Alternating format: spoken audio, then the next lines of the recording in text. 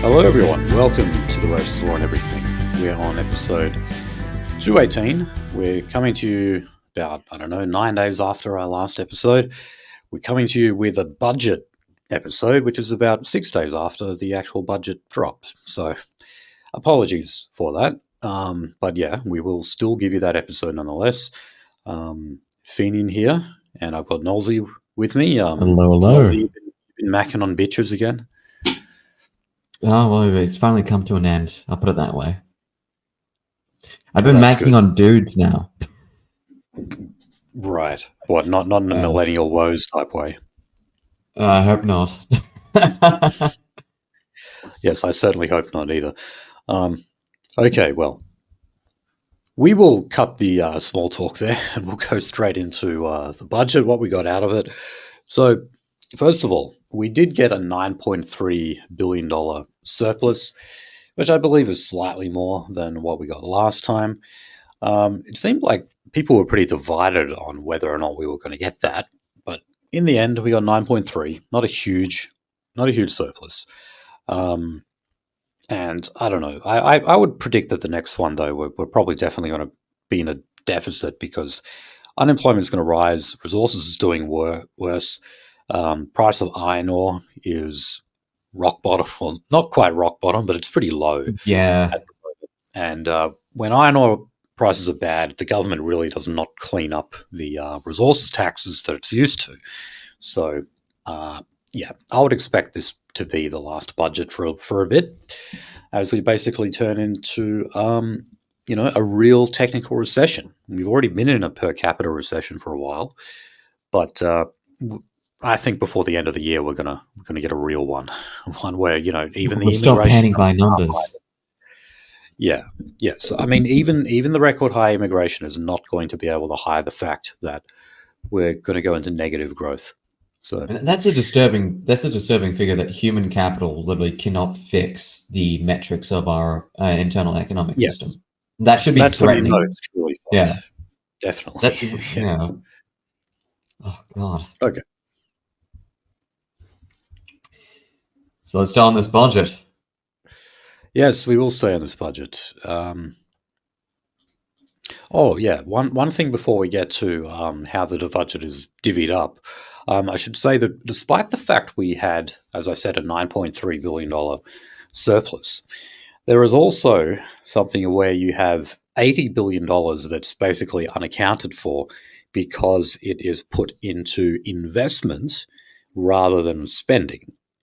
So, that is still obviously, if the government is investing money, that means they're spending it on something. Okay, they're just saying that it's got a future reward. But certainly in the short term, they're still spending it. So when you take that into account, that actually means we're $70 billion in deficit, not in surplus. So now, to be fair, the Liberals do that as well. Any government is going to do that. They're going to cook the books in the best way possible. So not a huge surprise there. But just, a usual reminder to keep in mind that the numbers always lie. Okay, so let's go to... I'm going to put my taxpayer dollars to work here and use the ABC's winners and losers page that goes through all of the different groups and whether or not they've gotten something out of it or maybe they've just gotten nothing out of it. So aged care. I believe there is, so $500 million. $500 million. Yeah. In the next financial year to release 24,100 more home care packages. $610 million will be given to the states to assist long-stay older patients to be discharged from hospital sooner, and another $190 million will be provided on top of that to extend and redesign the transition care program that provides short-term care of up to 12 weeks. And that's for people in hospital, after a hospital stay, sorry. So, that was one of the ones we were all kind of expecting. We do have an aging population. This is a structural necessity, not necessarily like a boon or like a gift given. This is like what they really needed to do to stop some seriously terrible shit from happening. That's right. And maybe there's a few boomers out there who don't really have that much super because they started earning it late in life. So yeah, we still have a lot to I spend. know one that actually what's it called? What's it called when you're 70 to 75? It's like septuagenarian. Something like that. Yeah. Yeah. But yeah, like I know one that literally only has about like $58,000 in superannuation. Oh yeah, and Yeah, also remember that just exists. you were allowed to clean out 20 grand of your super during COVID. Remember that they allowed you Oh yeah, to get into your account. So yeah, that got who spent knew? on televisions. Oh yeah, they did. I mean, it was ridiculous, and it was basically a form of stimulus spending by the government that is we're going to really really pay for later on. We are paying for it.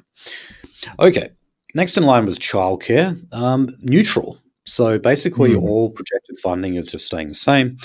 I would prefer to see it go backwards. I want to see money taken out of childcare so that more women stay at home with their children.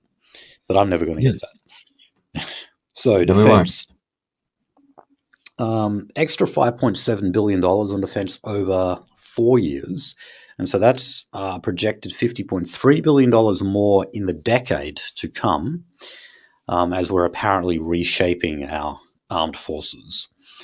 So the government predicts it will spend a total of $330 billion on defence in the next decade. So that Well, I'll includes tell you, growing like the Navy, the Army everyone, for the everyone with enough. shoreline. I was gonna say everyone with enough chevrons on their shoulder, like yeah, they might get a pay boost from this, but like, dude, at the end of the day, we're a boutique army on a fucking landmass that we really can't defend with too many distant cities. Like, No, yeah, no, it's and that's why, like, we might have benefited if Western Australia became its own country because we really need to populate the north. There will be invaders at yes. some point. Colin Barnett, the old WA premier for the Liberal Party, he was mocked for wanting to build this like huge water pipeline to supply irrigation to the north because he said we need to actually grow these places. They shouldn't just be mining towns. They should actually be places where people want to live and work, not just FIFO. And he said that, at some point, with all these Asian countries massively overcrowded and overpopulated, they're going to say, hey, well, you're not using this land. We want it. And he had a point. Everyone laughed at him back then for saying that, but he was right. Okay. Of course he was. Electricity bills. So you're going to get a $300 rebate. This is for every household. And apparently it counts for, like, say if you own 3 properties, you'll get it for all 3 properties. That's the way it works. So it's per meter box, basically. Basically, yes. Yeah, that's right. And so it won't be given to you in one bang. You'll get 4 payments of $75, which is not Okay. really that much when you look at it that way. That is basically like the amount of like energy it takes to like run, like a heater or a cooler for about like 4 weeks. Yeah, and also remember, as we always said, this is the only way the government can actually get you to save money on your bill is to give you a credit. There is no way you're going to do it with market forces or the power of green energy reducing your prices. We've said this for a while now. The only way you can actually do it is simply give people a credit. And it's not the first time they've done it either. Or, State show governments up have done into a, basically just like, like nationalize like the energy grid and fix the price on the supply level. Sorry, the output level. Sorry. right. Like that's it. The communist revolution on rebates. Yes, that's it. That's the only way. Or nuclear power. Or nuclear If we go power, that yeah. way, we got to wait at least 10 years for that. Oh god, that's so dangerous. That's so dangerous, Finian. Why would you suggest that? All right, so sheep farmers. This is a loser, definitely, because this is Yeah. just sort of making good on a previous policy. So it was a pre-election promise to stop the live export of sheep to countries like Saudi Arabia, where they insist on slaughtering them in the halal style. and What they're about sticking with kosher? that. I'd like to see Well, kosher that as because well. kosher is actually way more fucking brutal than halal. I mean, Oh, halal, at I least know. they Yeah, bleed them out. Kosher is just, oh Jesus that's Christ. true. To be fair though, we do export a lot more to Yes, halal. of course, because there's physically more Muslims in the world than there are Jews. Yes, which Jews find a terrifying thought. But um, so what they've done is they've set aside $107 million to help the industry, the meat industry or whatever you call it, to completely end the trade by May 2028. So yeah, They won't. apparently, yeah, maybe not. I mean, that's only 4 years away. Um, I can't For imagine that happening. starters, it should be in the fucking near trillions of dollars. Over the like, even for like a country like Australia, actually, it probably should be in the near hundreds of billions of dollars in that 4 year period. Um, this is not enough. There's always going to be tendering for actually access to sheep from Australia, from everywhere from Indonesia to Saudi Arabia. Not only because of just the marketing of Australia as like a really healthy, clean meat producing country, but just because of the physical like amount of mouths that the Islamic world needs to feed every single day. Just a reminder: Indonesia, a country to our north, has the same population as America. Yeah, and they are the largest Muslim country in the world. Yes, and they take quite a bit of our lamb or sheep and etc. and beef as well. But yeah, like it's this is more of a thorn in the side and just spending more money when basically like literally your livestock exporters are just going to find a way around whatever like legal bill you put forward because they can pay lawyers more money than the government is willing to spend on this. Yeah, and I mean the farming lobby, can be influential and use lawfare as well to their advantage. It's not like environmentalists have a monopoly on that, and they're good at it. So yeah, but we'll wait and Right, see. green manufacturing. 4 years to see it out. Okay. Yeah, screen manufacturing. So, not a surprise that this is a winner here. This is really. I'm not. I don't want to go into too much detail here because we've done that a lot, talking about the Future Made in Australia program that we all know about. So, it's safe to say, just a shitload of money and investment gone into green energy. One of the flagship ones, of course, is hydrogen. So, what is Which it? we The already talked incentive. about.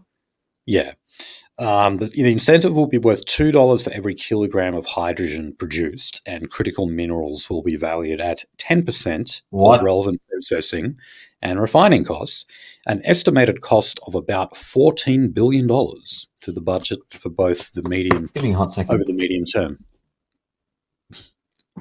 So, yeah, $2 for every kilogram of hydrogen? that's what they're saying. Okay. That Oh, is. winner. Oh my. Gun safety campaigners. Again, we've talked about this a lot. The National Firearms Registry is going to be going live at some point. They're getting all the states and territories to kind of clean up their own databases before they, kind of digitize it nationally. But it's coming. Don't worry about that. And they'll probably come for you for more of your guns once they've done so. Okay, so rent assistance is getting a 10% payment. So that's something, like if you're on the dole, you can get rent assistance on top of it. So that's a separate payment. So a small bit of improvement there. A point we've made a lot here, though, is that housing and rent prices have gone up a hell of a lot more than the actual inflation rate. So I don't even know if 10% would really cut it, actually, considering the enormous rises that we've had. Um, Housing. So $1 billion into the National Housing Infrastructure Facility towards crisis and transitional accommodation for women fleeing domestic violence. Okay, so yeah, and the states also have come up with packages for people like temporarily leaving their homes because they're fleeing a violent family situation. But also, some of this money is for training apprentices and that who they want to make sure are working building houses rather than on a mine site or whatever. Well, good luck with that. But still, if you cut off the surplus amount of people coming in, that's the best way of actually managing the housing prices, despite what Jim Chalmers wants to say. He reckons that, like, we'll get to this soon, but the current migration plan, that is, they actually want to slash migration, he said it would only affect housing on the margins. No, it would do a hell of a lot more than that, Jim. If it was real, that is. If it's a genuine plan to slash immigration, which it probably isn't, but we'll get to that later. Okay, healthcare. This is always like, Labor always makes sure there's an injection of healthcare funds. The polling for the public generally says that Labor is better trusted when it comes to managing and funding our hospitals. Loser would be migrants. Okay, so the main reason they're saying this, that this is a losing category, is because the permanent migration level is currently at 185,000. So that means, the amount of permanent visas that they will award in 1 year. The previous cap was 190,000. So, wow, they reduced it by a pissy little 5,000. Anyway, they plan to cut that more. I believe funny, the ABC doesn't actually say this, but I believe it's 160,000, which again is not much at all when you consider net immigration, when you consider the amount of temporary visas that are handed out and the low amount of people departing Australia. In other words, they come here, they get a visa, they get another visa, and they just keep staying here. Okay, international students also a loser. Okay, I sort of agree here, because we have said that 24% overall slowdown in the rate of student 500 visas being approved. So that is, yeah, I guess you could say. You could say that they're losing in this. Apparently, the application costs as well for that same visa have almost doubled. So that disincentivizes people to actually apply in the first place. But yeah, look again, you're talking about tinkering with one small demographic of people who come over here. And, doesn't make that much of a difference unless you really, really slash the numbers that they're not doing. Medication, so another kind of area Labor always fund, injections into the PBS, more medicines eligible for the PBS, stuff like that. Okay, so mental health. This was kind of an interesting one. ABC has this as a loser, despite the fact that the government is injecting $588.5 million over the next 8 years for a digital service. And also, this digital service is said to actually get people care for free. So a bit like, I don't know, the phone services like Lifeline or whatever, you can actually log on and talk to like a counselor or someone directly over the internet. So yeah, I mean, I don't really have a problem with that. So also, free mental health support delivered over a network of 61 Medicare mental health centres. And they'll have access to psychiatrists, psychologists, and GPs. So a bit of IRL access that you get as well. But the ABC does consider this a loser because those supports don't make up, they say, for the cut in rebates for psychology sessions. So remember, during COVID, the Morrison government made it so that you could get up to 20 psychology sessions rebated on Medicare. One of the only good fucking decisions he actually made. Yeah, in 1 year. Because, of course, mental health was even more of a concern during COVID. But about a year ago, I think Labor announced that they were bringing it back to 10. And the ABC says even in light of this new funding, that does not make up for the fact that, a lot of people need to get a rebated price on their psychologists, and they are expensive. If you get into clinical psychology, there is a shitload of money to be made there if you have a look at the kind of prices that they do charge. So I don't know. Anyone out there, if you're studying psychology, I'd recommend you go in the clinical direction, because there's still a shortage of people in that field, and you'll make money. There's definitely no shortage of it there. All right. Well, if you can get through the medicine first, that's a stickler. Yeah. It's not easy either, by the way. You got to really, if you want to be a clinical psychologist, you got to get at least a master's. But, if you stick it out, it's worth it.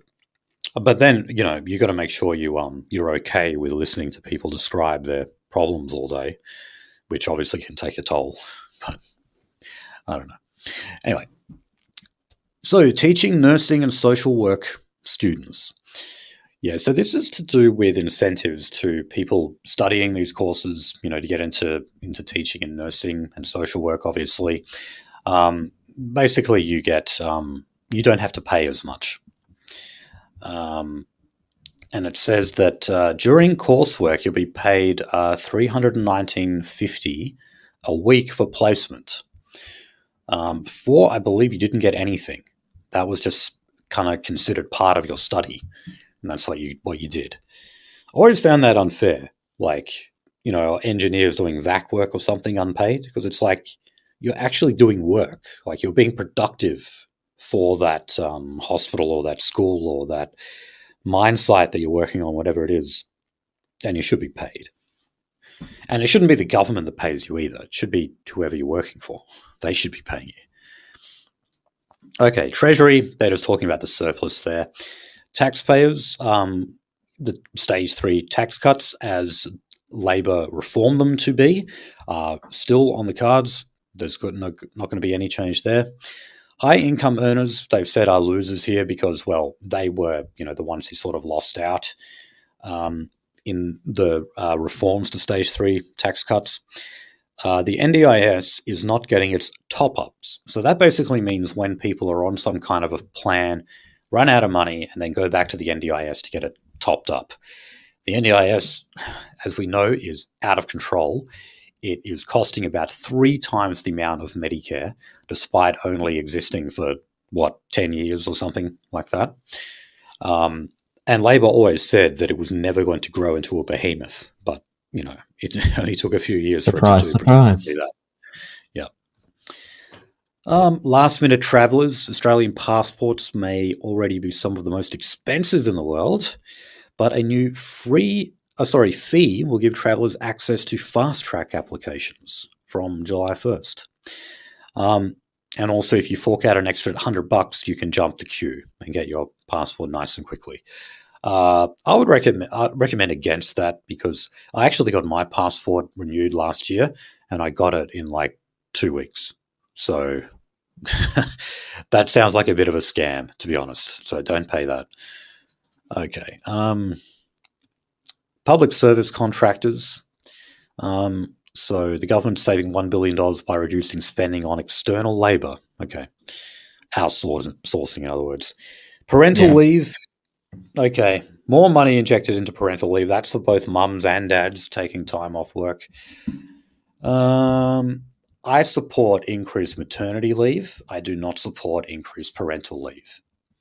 I think that paternity leave should be non-existent. The guy should keep working, because I'm old-fashioned. Student debt, just reducing the indexation. They've just kept in line with the previous plan. Social services, so around 4,700 single job seekers who are unable to find work, unable to work more than 14 hours a week, will have their payment raised to the higher payment rate. Okay, well, yeah, I guess. I don't get, like, if you're able to work 14 hours a week, why is that it? Why are you, like, suddenly spent after 14 hours? I don't know. Social media safety. Okay, this one I definitely agree with. They're going ahead with the age verification trial for children online. So, certain things on the internet like porn and whatever, you would not be able to access unless you could verify that you're over 18. Yeah, that's good. But just remember, kids are very often better than their parents at circumnavigating all of that stuff. So, Tech literacy. yeah, you got to you got to really be on top of it there. Um, Jesus, people with how do you pronounce that bloody word? Metriosis. Endometriosis. Yeah, I might have to let you take over on this one, Nolsey. But they have increased funding for that. Okay. Yeah. Basically, like endometriosis can be like a whole bunch of like issues relating to like growth. It's sometimes like immunosuppressant disease, which is a really terrible one because it normally ends up in hysterectomies. So Oh, yeah, yeah. Um, Removal of ovaries is basically like the starting gate for this thing. It's really fucking terrible. oh, remove ovaries. Jesus, Yeah, yeah. does that tend to happen in older women then? Uh, it it used to like our understanding is that it used to do that, but like we got much better screening. So it's like autism, you know, from like the late '80s to now. Oh, okay. Um, well, I would argue with the autism thing, it's like we're diagnosing people who don't have it, though. That's another Yeah, part of well, it. the other side of the Okay, coin. yeah. Okay, renewables is another winner. No surprise there. An extra $3.2 billion. And that's the tip of the iceberg. Just look at all the other stuff they've got in the Future Made in Australia plan. There's a hell of a lot more. Sport, well, they're upgrading a whole bunch of facilities. A lot of that is to do with the Brisbane Olympics that are happening in 2032. Tradies are a winner. They get a tax break that makes it easier for them to claw back the price of a brand new ute. So that one has actually been extended for a year. Now, this is one of the ones that the Greens hate, because they hate A gas brand new guzzling year. utes. Look, that said, that is going to, okay, they've basically got another year to enjoy that. Then the fuel efficiency standards are going to start to bite, where, Then companies are good luck basically, finding a fucking electric ute. yeah, yeah. So, I mean, uh, companies are going to be penalized financially if they don't produce a certain amount of fuel efficient cars.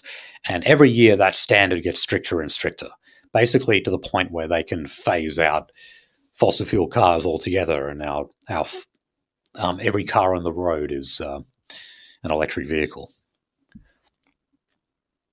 Ukraine, again, not a big surprise. This is a winner with Yeah. an extra $100 million in assistance for Ukraine.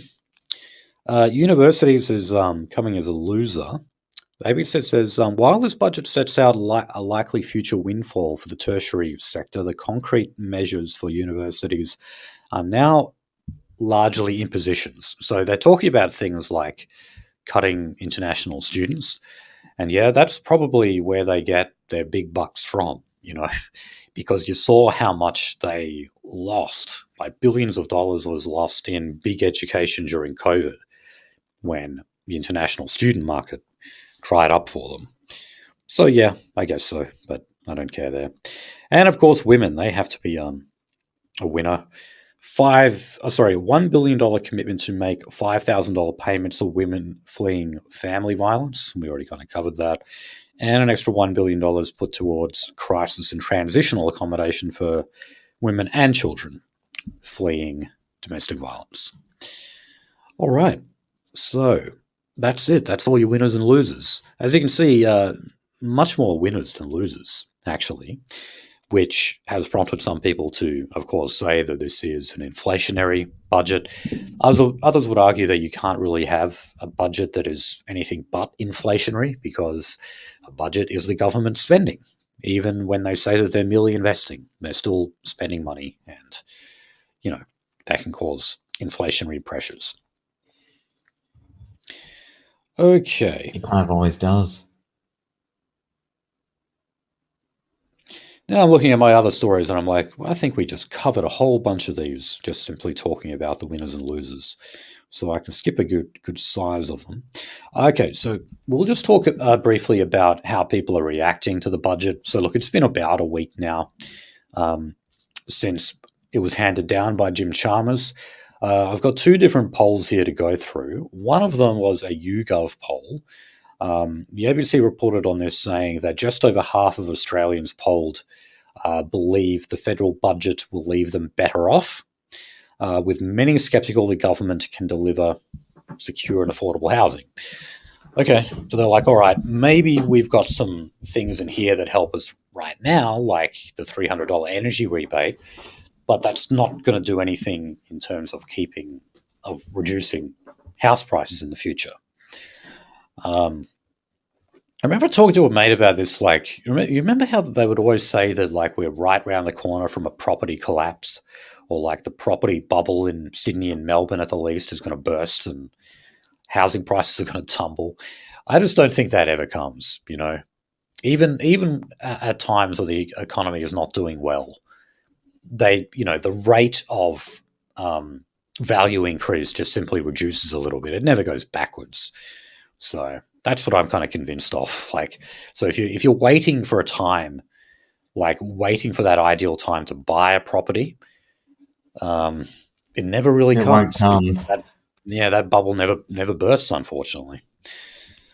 Okay, so when that bubble bursts, we're going to be in a whole bunch of fucking hell just because of how much of it does burst. You're talking about like depression level economics, yes, not recession. Oh my fucking god! It's going to be. So yeah, you don't oh Jesus! Just abject terror. Okay, now conversely, oh wait, hold on. Just still on that YouGov poll. So yeah, 58% of Australians believe the country is heading in the wrong direction. So there we go. And the survey shows overwhelming support for the billions of dollars pledge for local industry as part of the Future Made in Australia policy. So people generally like the spending, and I guess they sort of see it as a means of investment as well. But yeah, overall, not many people are looking to the future and saying things are going well. So, and I certainly can't blame them for that. Okay, now the news poll that was conducted, of course, by the Murdoch press says less than a third of people believe they will be financially better off despite the tax cuts and the $300 energy subsidy. Now, in terms of two-party preferred that this news poll also conducted, we're still Labor 52, Coalition 48. So that really hasn't changed either. So when I look at these numbers, I kind of think this is all just really neutral for the government. Everyone's like, oh, okay, I guess we like some of it, but, things are still bad. There's still a cost of living crisis, and we don't really see anything concrete to fix it. Noticed, like, the whole time there, I mean, I did go through, like, would-be migrants and international students who apparently are losers, but there's nothing there about net migration at all. There's nothing there about temporary migration. But yeah, as I said, we will get to that a little later.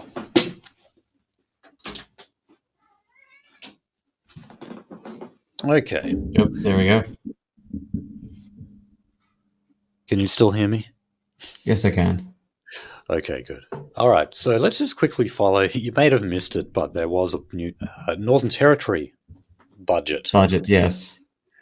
So they have gone $410 million into deficit, which for the NT is, sizable. It's big enough. And it says it's basically like two towns functionally, right? But then here they go again. So this is like similar to what I was talking about with that $80 billion of off the books spending that Jim Chalmers had. When you take capital works, so infrastructure spending, into the calculations, well, the Northern Territory's debt goes into $1.59 billion. So, really it's closer to $2 billion rather than under $500,000. But, the government writes that off as an investment and they say, oh, technically it's not spending. So we're not really, pissing this money up. So the Northern Territory opposition, her name is Leah Finocchiaro. She has promised to return the budget to surplus, slash the jurisdiction's largest source of tax revenue at the same time. So, and of course, she's going on about tough on crime measures too, that, as we know, the Labor Party can really lack on, unless their hand is forced, like it has been lately in Queensland. All right, let's move on to immigration. So we're going to talk a little bit now about the reply to the budget. We're going to do that in kind of dribs and drabs in this episode, but right now we're obviously talking about migration. Dutton has promised to slash migration. He said that he wants to take the current number of permanent visas from 185,000 to 140,000. So that is approximately 20,000 more than what Labor want.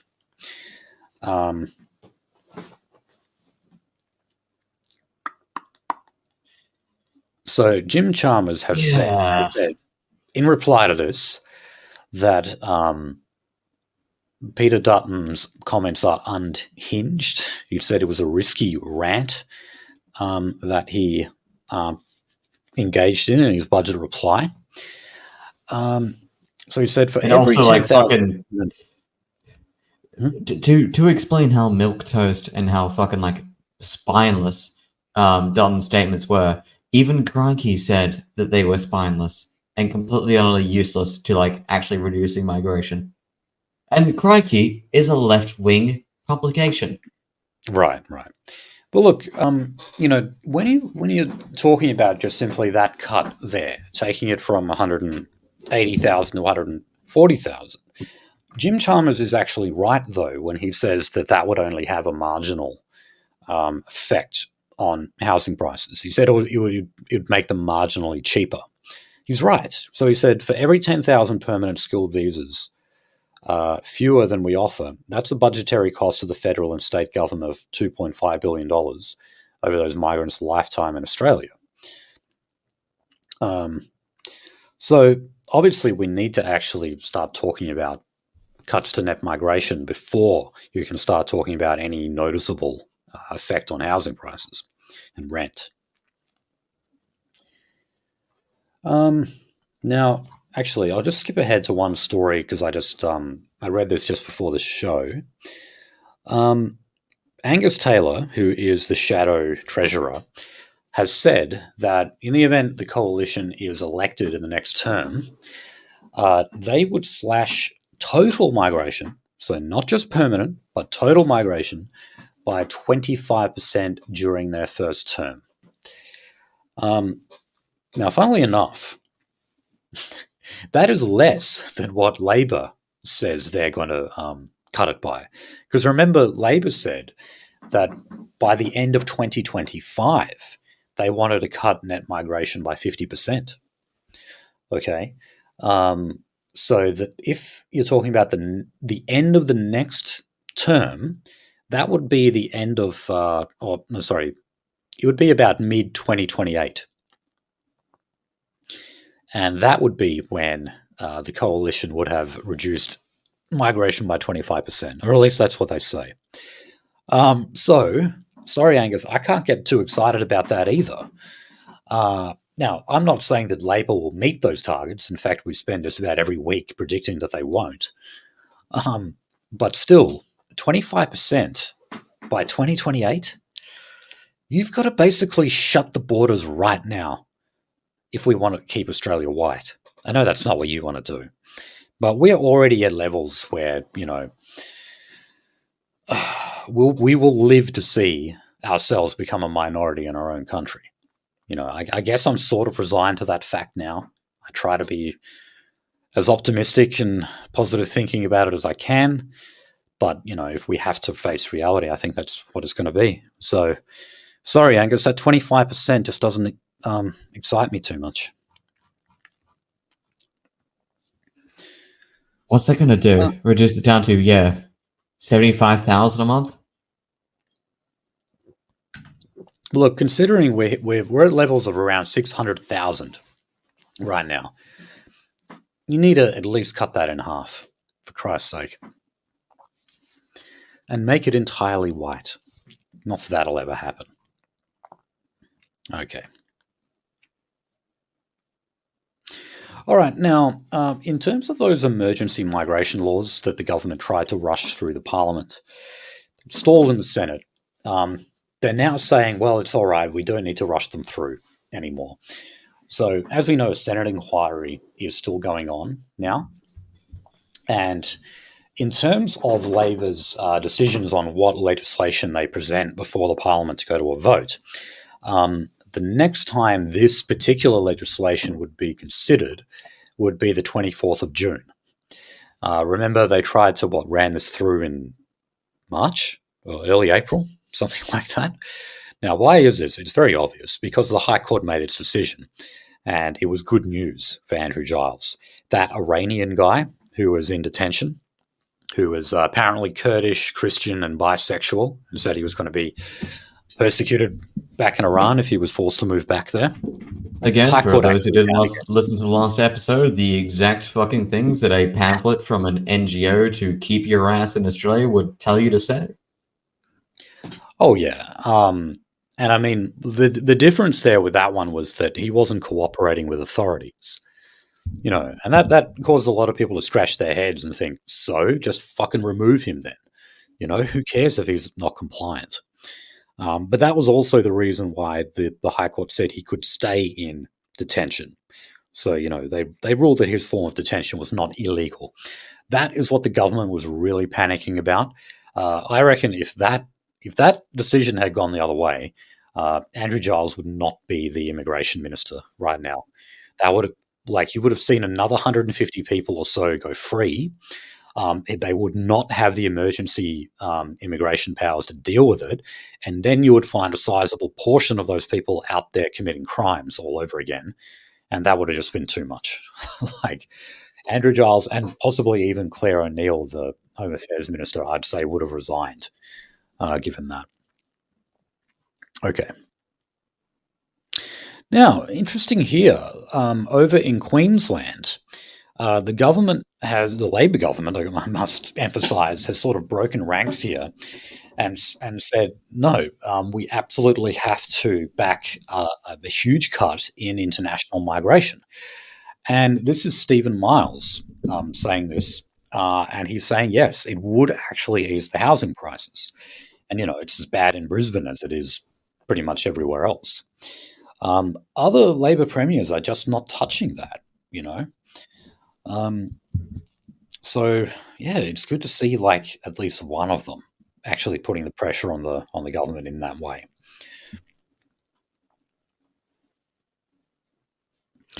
Okay, so the university is it going to be fucking enough? No. I mean, yeah, again, I want to know, when Stephen Miles says that, I want to know, what's your actual numbers here? Is it fucking what Angus Taylor wants, 25% reduction by 2028? No. If so, that's piss poor, man. Okay, so the universities are kvetching a bit as well, because surprise. Yeah, well, look, they don't as we know, they don't like the slowdown in international students. There's plans now to cap the amount of international students that come in. Good, it should have been capped a long time ago, and that's just one of the very many examples of a visa class that is not capped. Pretty much all temporary visas are not capped, meaning that the government simply looks at the applications and then approves them or rejects them. That's it. And just however many people manage to get approved are let in. There's no limit. And that is where the bulk of our immigration actually comes from. So, and big education is just such a fucking Ponzi scheme as well, And it does not it doesn't turn into like a more educated public. In No, fact, it's worse. It's worse than a Ponzi scheme because at least, like, the value of the fraud actually maintains the same in a Ponzi scheme, like the original Ponzi scheme. Mm. No, it's quite literally like the value of the fraud degrades the larger it gets. yeah, At least the Ponzi yeah, and I scheme mean, like dealt with like the single American dollar throughout, and like there was just a hidden bank account from investors behind the scenes. yeah. So I mean, tuition fees go up, while at the same time the standard of graduate that they produce goes down. You know, my favorite story always being the IT Indian who was enrolled in a Masters of IT and he didn't know what a thumb drive was. That's the caliber of people, of graduate, that they're producing.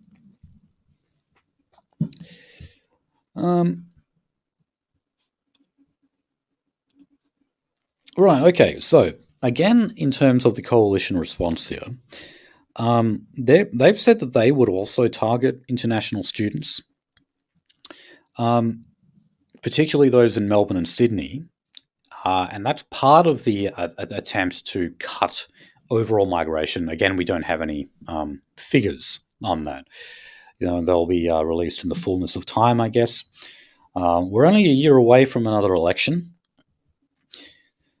So I guess we don't have to wait all that much longer for it. But Jesus, they should be throwing a fair bit more red meat at the public than what they already are. But, don't get too excited about it. The coalition are not going to save the day for you. Now,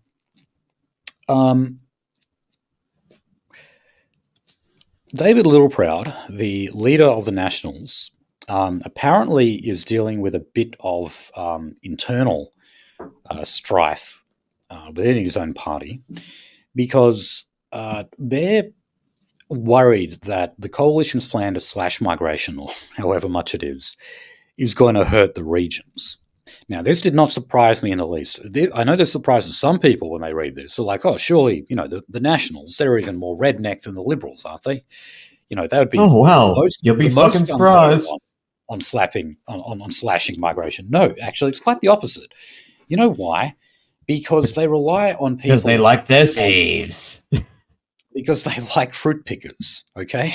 If I had to sum it up crudely, it's basically because of fruit pickers. The National Party does not represent average farmers anymore. It represents big agribusiness. And they rely on cheap labour coming from the Pacific Islands and elsewhere.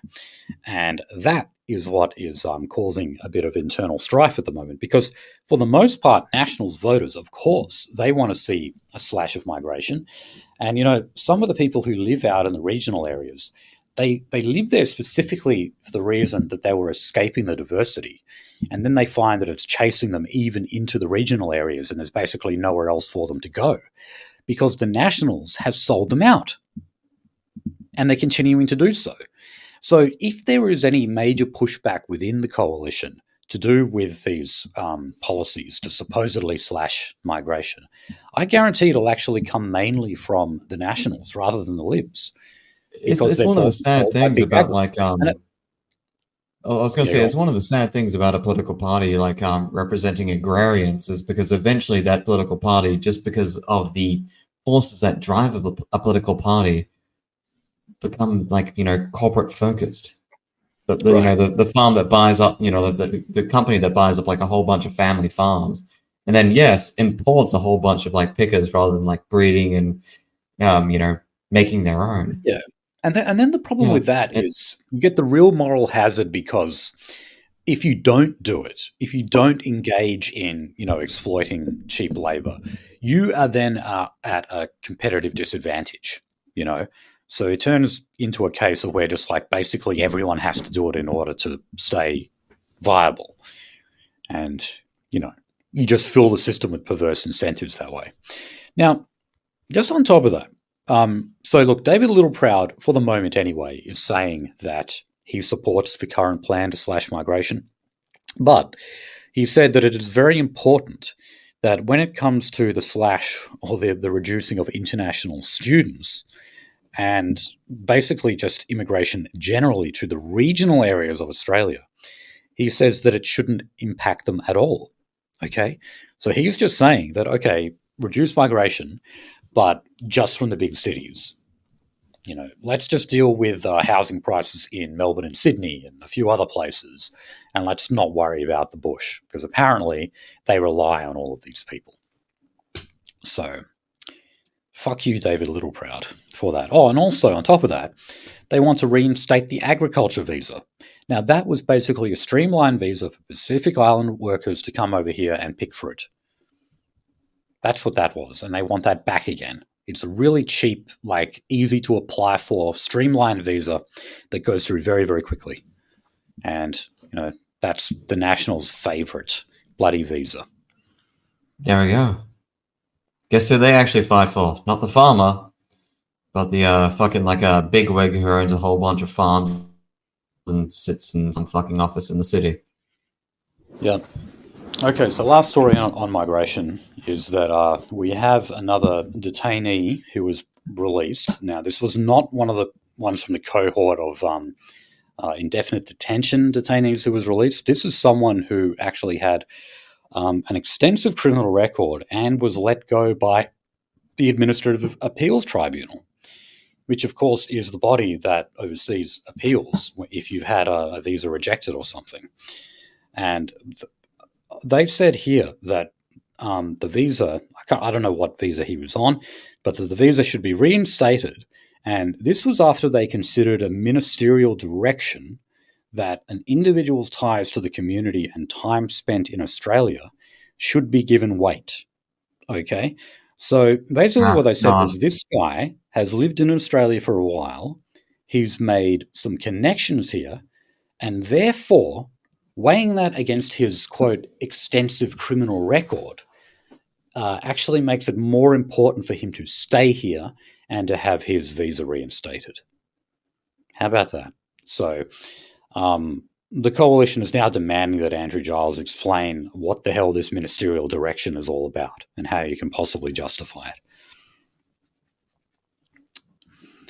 And I don't know if I mentioned it, but he stabbed someone to death in Brisbane. This guy. Oh, there we go.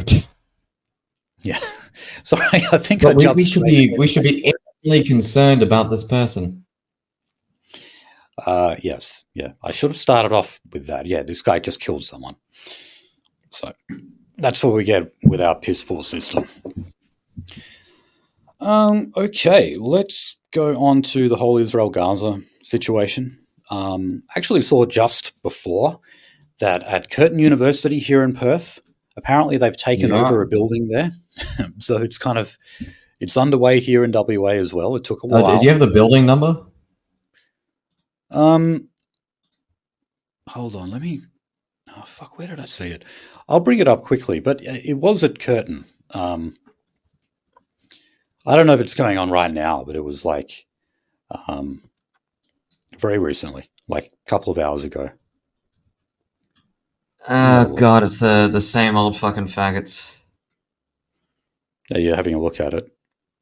Yeah. Yeah, I'll send it to you. You'll remember Fatima from back in the day, yelling at Fatima, the fucking African in the hood. No. You know the woman who was yelling at saying you can't be on campus with that T-shirt because the dude was wearing a One Nation T-shirt. Oh, that guy. Yeah, I remember that. Oh, the engineering fucking pavilion. There we go. Is that what it is? Yeah. Building 115. It looks pretty rowdy. 2115, yeah. Yeah. All right, so look, these are, they're still going on. I guess they're intensifying in Melbourne and Sydney right now. So 6 people were arrested at a recent one. This was just a general protest, in the CBD, not in a university. And at that one, there was 7,000 people who turned up. So, yeah, I mean, even though this conflict's been going on for, nearly 7 months now, I believe, the turnout at these demonstrations are still pretty big, just about every time. Yeah, It's the stopping of the feet. Again, like I've even actually looked at like leftist channels and leftist sources of media. They don't know why they're not getting traction because they've done all the rituals, they've done the petition, they've done like like the starving, they've done like the protests and etc. And they're used to getting their way for doing this on certain issues. They have no clue why this has been on fucking slippery ground for them. Mm. But look, I mean, even though a lot of people consider these people to be clowns, and look, I still sort of, despite the pro-Palestine stuff, I would find very, very little in common with any of these people. And I don't like the idea of like just interrupting people's classes for no reason. Like, what's the point of going and interrupting a chemistry class or something? The people in there have paid their fees. They want to learn, like, leave them alone. They don't have anything to do with it, all right? They're not paying for the fucking carpet bombing that's happening. But nonetheless, I think that they're cutting through in a way in that, well, I mean, I heard Mike Enoch talking about how, like, white people as a demographic in America are increasingly pro-Palestine now. People are turning against Israel, and that includes people on the conservative right, because it's really only the boomers within conservatism that are pro-Israel. Younger conservatives are not, or at least they're starting to break away from that kind of mentality. And that includes right here in Australia too. It does. So, that's right. There was a pretty rowdy group of them at the Labor Party conference in Victoria just a few days ago. So, funnily enough, like even though Are you obviously you have fucking a lot of, surprised by the state? I'm not, but what is a little weird about it though is that okay, a Labor conference, it's you've got a shitload of union representatives there. We know that they are the factional warlords, the union leaders. But at the same time, the demonstrations were organised by the unions. Sort of like demonstrating against themselves in a way. Um, but yeah, this one it turned pretty rowdy. A number of MPs who had attended, I believe, even Albo was there actually. They were locked inside a room to kind of keep them away from rowdy protesters. So yeah, it's intensifying, and I got to say, it's like I think it's good that they keep the pressure on the Labor Party as well, because far be it that the Labor Party is promoting some kind of new left green anti-Semitism or something like that. As I said last week, they may be doing symbolic things like voting for Palestinian recognition in the UN, but in terms of practical decisions, they're still giving a shitload of security grants to Jewish groups. Let's remember that it was the Anti-Defamation Commission who received $25 million in funding that was supposed to promote social cohesion after October 7. An equal amount of money was supposed to go to the Islamic community. They got $2 million. Okay? $25 million compared to two. Oh, and then there So, was so much ankle biting of those fucking $2 million. yeah, they had to really struggle to get Yeah, that. to get $2 million. Oh, Jesus Christ! When does the Arabic community struggle to get $2 million in Australia when it comes to Islamophobia, community Right. building, de-radicalization? No, it you fucking have to fight for that when it comes to well, I won't say it. Yeah. So I mean, look, a lot of these people know that Australian Labor Party may have some rhetoric that will sound nice to the Palestinian cause every now and then. And, that's to do with the fact that so many safe Labor seats are made up of a sizable Muslim population. That's absolutely true. Just look at Western Sydney. But does it really mean anything? Like, what are they doing behind closed doors? What are they telling Jews behind closed doors? Well, Albo is telling them, don't worry, they're a bunch of trots, as in Trotskyists. That's what he's saying. He's like, don't worry, we've got them under control. So, okay, well, here's another example of something that is basically just empty rhetoric. So Australia has joined group of other democracies in writing a strongly worded letter to Israel urging them to comply with international law. I'm sure that's going to be very convincing, isn't it? You're at a stage now where even Biden is on the phone to them saying, look, we don't want to send you any more bombs because it's going to look bad for you. It's not so much that we want you to stop killing people. It's the fact that we're saving you from yourself and this reckless PR campaign that you're engaged in that is just absolutely destroying your image worldwide. It's getting to those levels. So I can't imagine Israel responding very well to a strongly worded letter coming from us or anyone else. Yeah. Okay, now also the ICC, like Jesus Christ. Did you see this Labour senator called Fatima Payman and what she did? I'll see if I can actually. Did they pay them? No, definitely not. No, she's speaking very genuinely. I might just quickly play a little bit of the audio, which is courtesy of SBS. I'll just share my sound here. So she did a roughly 6-minute statement to the media. I'll just play a little bit of that. The occupation, freedom from the violence, and freedom from the inequality. Oh, yeah, I heard this. From the river to the sea, Palestine will be free. You hear that? there's your landmine, leftists. There's your landmine. Right. So look, no matter how you say that, no matter how you dress it up, it is just as bad as a swastika to the current system. So remember, we've been talking about, say, Jason Clare saying that from the river to the sea has different meanings to different people. Other members of the Labor Party just outright condemning its use, saying, no, there's no way of interpreting it any other way than meaning the end of Israel or the end of the state of Israel.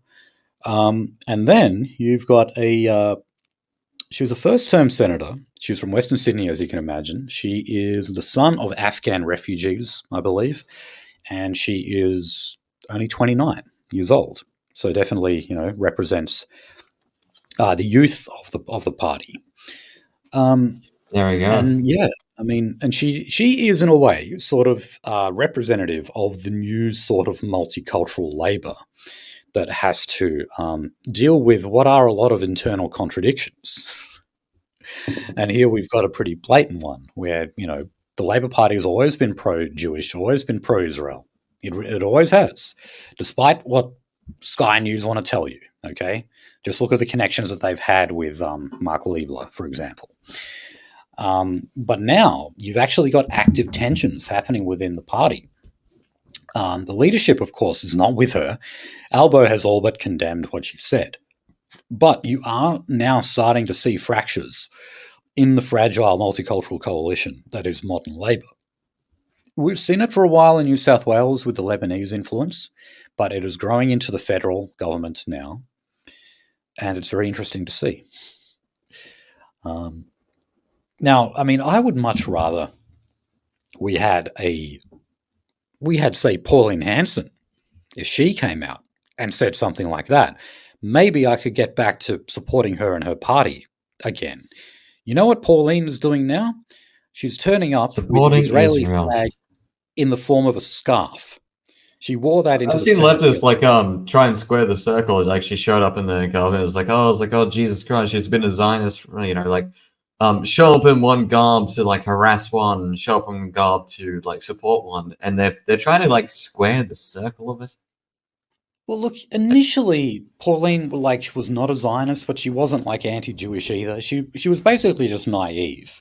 A lot of people who only look at politics superficially, and I'm sorry, that's what Pauline Hanson does. I've never considered her to be a very bright woman, even if she has some good instincts. But if you don't look at it any more than the surface level, you're not really going to examine the Jewish question. And so, because of that ignorance and naivety, she let herself get lobbied and basically groomed by the Jewish lobby in Australia, and now they own her.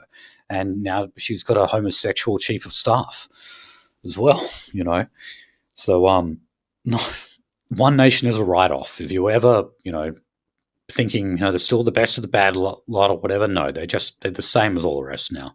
There was a time they were useless. Good. Not anymore. Late 90s?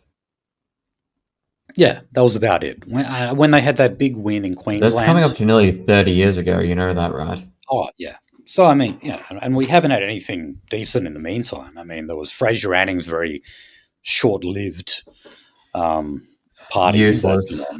I fucking regret. I regret fucking driving myself down to his fucking little party thing at that one fucking church back in the day. Oh, dude, God, I handed out flyers. Just kill me. I handed out flyers to him. Are you fucking serious? Yes, I really regret it. No, I really regret it. I'm gonna jump off a bridge. I really believed in him back then. Hey. Oh my God. What?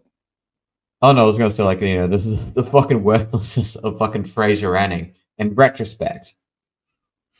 I know. Even though, he said some pretty base things at the time, talking about them, about refugees coming from their broken down shitholes and they're therefore slowly turning Australia into a broken down shithole. That was just the kind of rhetoric I liked. But yeah, it was all just hot air in the end, basically. Now, anyway, back to Fatima Payman. Ed Husick, who of course is another Muslim, although of Bosnian extraction, said that it took a lot of guts for Miss Payman to voice her concerns to the media. He is not using the phrase "from the river to the sea." He is also not describing what's happening there as a genocide. I'm sorry, I should have said that earlier.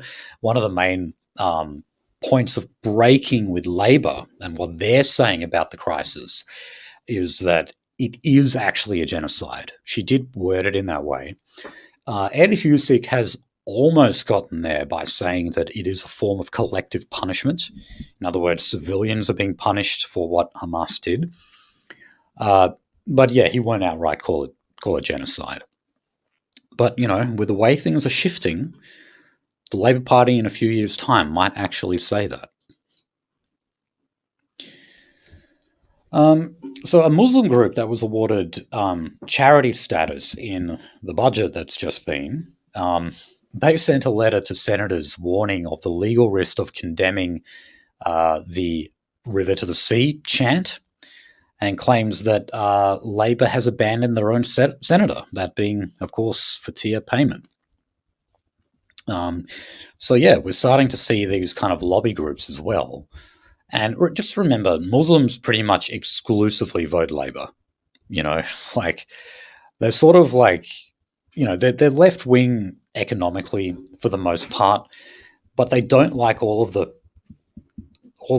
social gay shit that the Greens promote at the same time.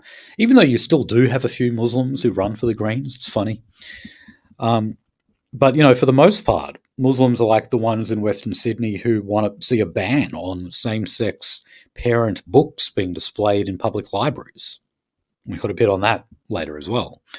But that's for the most part what they are.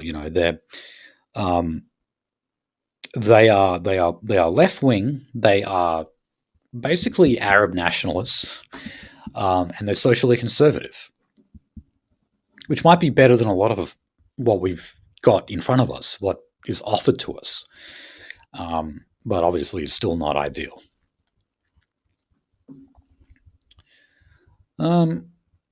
Okay, now, talking about the supposed rise in anti-Semitism.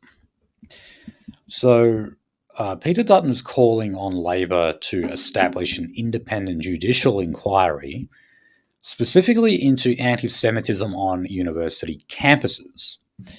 Now, I won't repeat what I said. What's happening on these campuses is, certainly anti-Israel, anti what Israel is doing at the moment. But is it anti-Semitism? I very much doubt it, because you've got a lot of groups like Jews for Palestine, or Jews against Zionism and stuff like that, who are joining these demonstrations. I think it's absurd to refer to it as anti-Semitism. Nonetheless, Labour have announced that there is going to be a judicial inquiry, but it's going to be into racism generally on campus. Now, they're under pressure, of course, from the Jewish lobby and Peter Dutton to make at least the focus on anti-Semitism rather than just racism.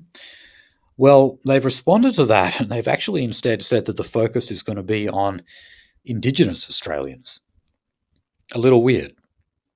So apparently this is going to be a 2-year inquiry that's going to start soon. It's still going to be generally on racism on campus, but the focus is going to be on Indigenous Australians. Now, that said, the inquiry obviously has not started yet. It's early days. They're only in kind of discussions and announcing preliminary Fair things. for them to find ghosts, like a ghost hunter finds ghosts in your newly built home. Well, look, what I'm predicting is that they're going to make this an inquiry with a focus on anti-Semitism. They'll still make it, about Indigenous groups and racism generally, but Albo's got to do something to kind of appease the Jewish lobby right now, especially when he's got senators making remarks like that. He's got to do something. So, yeah. I put my cloud on, they will do that. They will announce a focus on anti-Semitism in those, in that inquiry, I should say. So Mark Liebler has said that his own chancellor's handling of anti-Semitism at the University of Melbourne, he's condemned it, and he's saying that a refusal to acknowledge the problem of anti-Semitism is unacceptable. A lot of the university leadership, they are refusing to say that this is, anti-Semitism, and I think they're correct in saying that. Even though they are taking measures now to disperse the crowds and stop them from interrupting classes and everything, which I do basically agree with.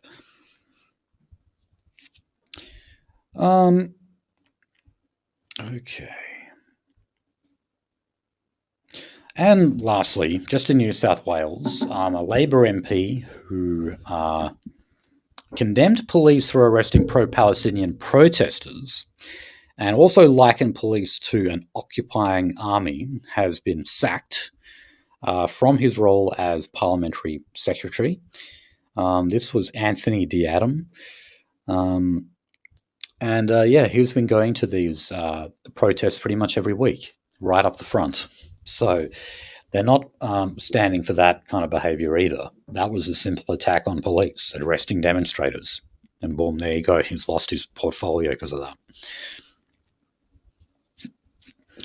All right. Oh, there we go. Let's get on to freedom of speech.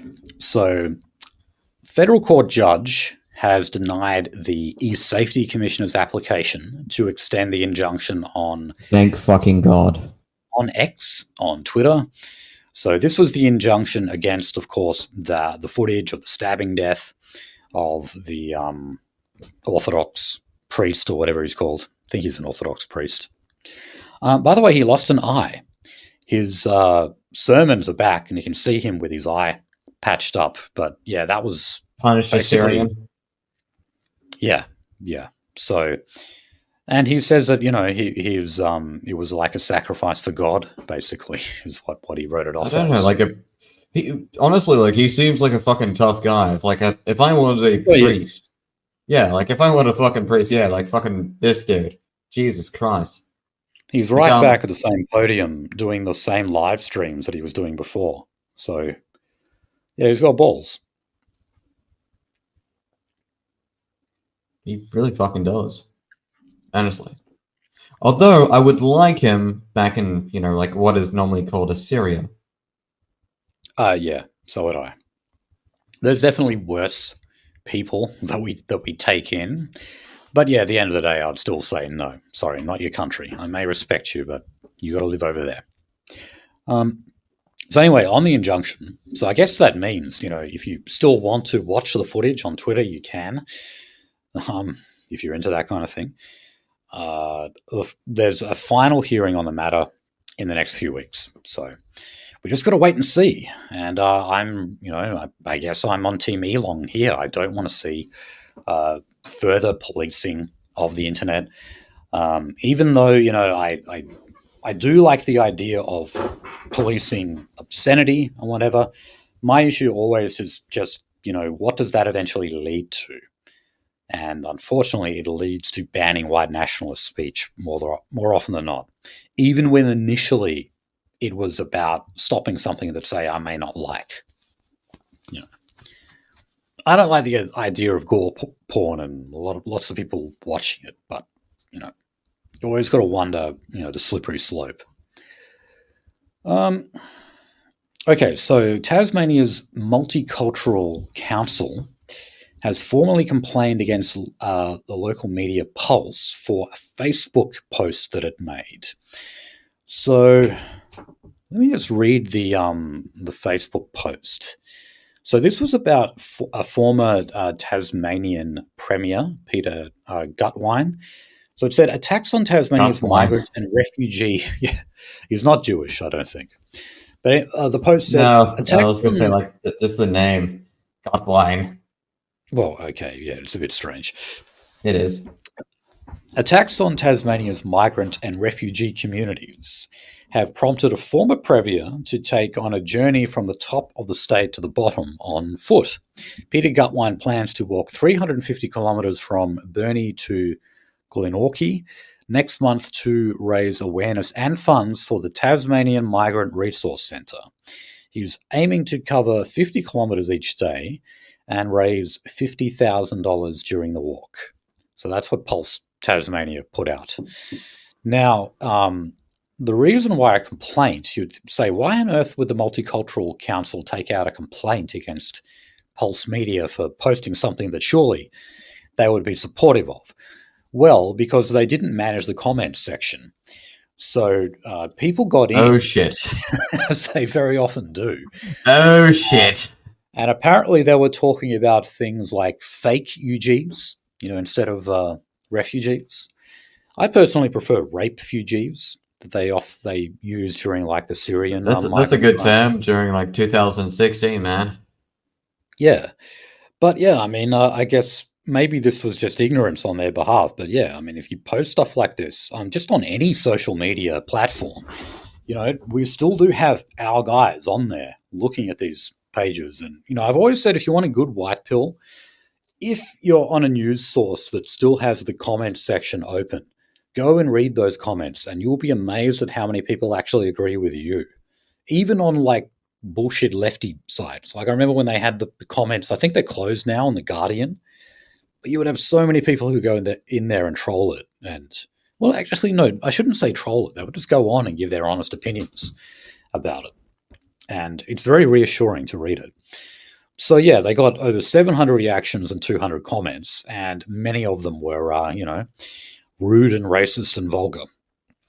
So, even though this is post promoting a multicultural cause, they've got a formal complaint against them now because they didn't manage the comment section properly. Thank you, my internet trolls. My little freaks. I let you out of your freak cage for a little bit. Okay, so old Johnny Howard, he did an interview recently. As much as I dislike Howard, I definitely agreed with what he said here. He said that religious freedom laws should be passed to allow different schools to retain their religious identity, and if you don't like it, to get a job somewhere else. That is, if you want to be a teacher at one of those schools and you don't like, the idea of being a practicing Catholic or a practicing Anglican or whatever it is, well, piss off then. That's not a place for you to work. I completely agree. And he said that that space was made for those people. Your exclusion is a part of the creation of that space. So he said, if you send your child to a Catholic school, you expect them to be educated in the ambience of the religion, and I think it's outrageous that that's not accepted. And then he went on to link that Ambience. stuff. Ambience.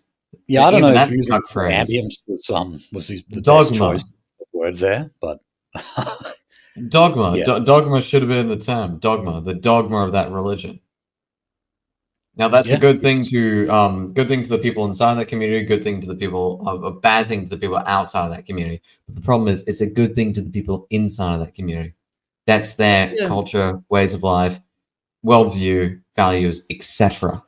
yeah, and they And shouldn't shy that's away that's from it. completely Like, right. like I hate it. Like when you hear lefties who say, like, I have no ideology. I'm just on the side of good, or whatever it is. No, ideology is not a dirty word. And Okay, everyone, how many racial slurs do I need to say in front of you, and how many fucking Roman salutes do I have to do in front of you to make you hate me? Oh, it turns out it's only fucking one of those. Yeah, well, look, they already hate you anyway. You don't need to. That's what what's his name? Drew Pavlov. I don't know if you watched that debate that he did with Joel Dude, Davis. fucking an But he absolute kept piss challenging party. Joel Davis to do Roman salutes during the debate. Like you want me to break? Dude, Of that course, that's what he was fucking trying to do. debate He was thought, I mean, I how want a stupid nation. is One fucking soundbite. I want a nation for my own people, a rule by my own people. So you want to kill millions of people? That Oh yeah, entire that was debate can the be summed up by that one soundbite. It's terrible. yeah. I didn't watch all of it, but like I remember Pavlu or Pavlov, whatever the hell his name is, like he just had this permanent look on his face, like I want a helicopter to throw down an escape ladder for me right now because this guy is just owning me. Okay, so just for the audience, Drew Pavlo, his entire history, because I remember him when he was a leftist, not like a He's still neocon. what it is, or I don't know if he really No, knows he's a himself. he's a neocon. He's No, just he's a a weird, neocon. like, anti-Chinese protester. He always goes on about, for some reason. I mean, he's like a Greek Australian, and he focuses on like the He's a Chinese turcoid. Uyghurs. I'm not besmirching the Greeks with his fucking Neither am I. heritage. He's I'm a just saying, turcoid. what is a Greek Australian? Why is he so interested in bloody Chinese politics? He's a turcoid. I'm not calling him Greek. That's Oh, one of the okay. things. Yeah, he's from Cyprus, but he's from the wrong side of Cyprus. If you catch my drift. Oh, okay. Yeah. Right. So he's a fucking Many turcoid. would He's not a like communist. Of course not. Again, I will not And fucking smear the Greeks with including Drew Pavlo and their fucking their racial ranks. Not at all. I met Drew Pavlo fucking back in 2015, and he fucking shit his pants back then because he wasn't like basically a government sponsored like socialist, but also like anti fascist China protester, and now he's a fucking neocon. Yeah, well, they got to him. I mean, he's got sponsorship now, doesn't he? He's got money. He's an intelligence agent. Yeah. Yeah. So it's not a surprise that happens. He's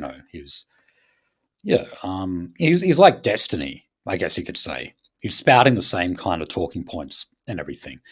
He's probably not doing it as well as Destiny, but yeah, that's what he's doing. He's found out what side his bread is buttered on, and he knows where the money is at, so he takes it.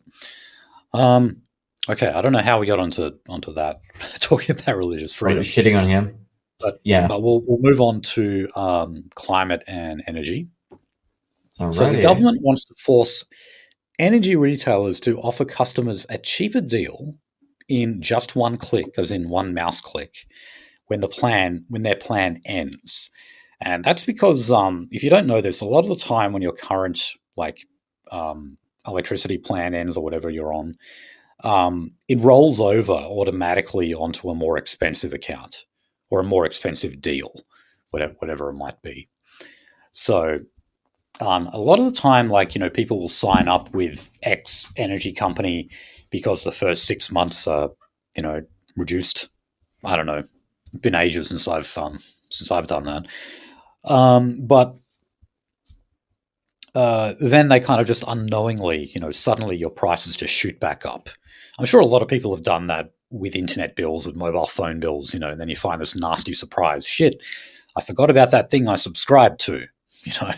Maybe you got Netflix free for a month and then they automatically charged you and you forgot to cancel it. That happened to me actually with Amazon Prime. Luckily, that was not much money, but yeah. It's a lot worse, though, if you happen to do it with your electricity provider. So the budget contained $1.8 million, $1.8 million plan to save more than 2 million households money on their energy bills with, that small but important initiative. So, yeah, I guess so. I mean, and that is a way, companies screw you a lot of the time is with the fine print. Well, getting you to sign up to something where it's set and forget, and then you forget, and then you get, stung with higher prices later on. So I get that. So stopping companies from doing little tricks like that, I think, is a good thing. Okay, now here's a rare white pill. Gas emissions in WA apparently are going to hit record highs this year, and the net zero targets for 2050 will not be reached if we continue on our current trajectory. So this was from the ABC refers to this as a secret report. What? But that just got out. What? It's not so secret if you're reporting on it. The ABC's internal doctrine isn't an anathema to me, and also probably most people. And what reason would there be to keep it secret anyway? I mean, this is exactly the kind of report. You're a state media. Your information should be public because you're a fucking public service. Anyway, so the Climate Action Minister, that's what we call him here, Rhys Whitby, believes that net zero is still achievable, although he does concede it will be challenging. Now, according to the secret report, they're saying that the only way we can actually reach net zero by 2050 is if we enforce some really extreme measures. Now, that makes me very worried when they talk about stuff like that, because, I mean, we're talking about the state that has announced that basically the entire coal industry will come to an end by about 2030. Like you go to the town of Collie, they're already clearing it out. Like so many people have already lost their jobs there. And now they're talking about even more extreme measures so that we meet these targets. Now, I think there's kind of two reasons why we're not meeting those targets. One is because we haven't legislated targets. We just have aspirations, ambitions. But the main thing is that, we're the biggest mining state in the country. We're even a fair bit bigger than Queensland. So, you're talking, though, about like something like half our government revenue, honestly, comes from the mining sector, whether it's in the form of royalties or taxation or whatever. It comes from mining. So unless you really, really want to kill that sector completely, that's the only way you're going to get us towards these targets, which is a frightening thought. And I wouldn't put it past them actually doing that. Okay, so on the fuel efficiency standards. What am I talking about? That is to do with reducing emissions, though, of course. So car makers will be forced to reduce their emissions for new vehicles after the federal government struck a deal with the Greens. Oh dear.